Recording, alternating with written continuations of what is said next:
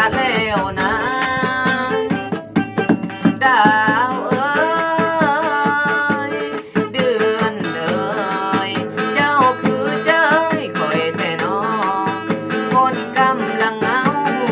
บอกสาวบ่หวนคืนมาเดือนยังมีดาวแวววาวอยู่ในหน้าฟ้าส่วนคอยได้แต่นั่งท่าโหยหาเฮ็ดหน้าก็ซอง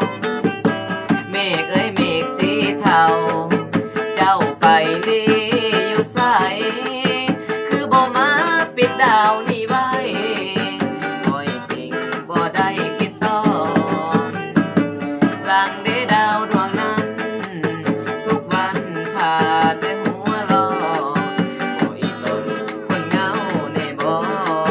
จังแม่นว่าเป็นตาสั่ง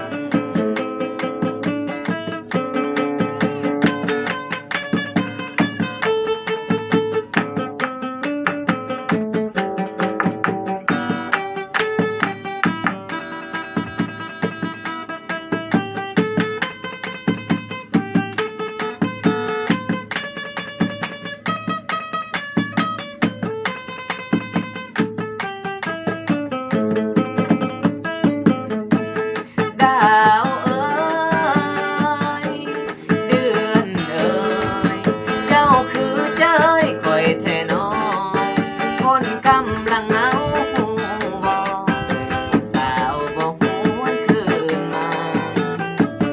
เดือนยังมีดาวแวววาวอยู่ในหน้าฟ้าส่วนคอยได้แต่นั่งท่าโหยหาเฮ็ดหน้าก็ซองเมฆเอ้ยเมฆสีเทาเจ้าไปลีอยู่ไสคือบ่มาปิดดาวนี่ไว้คอยจริงบ่ได้คิดต่อสั่งเด้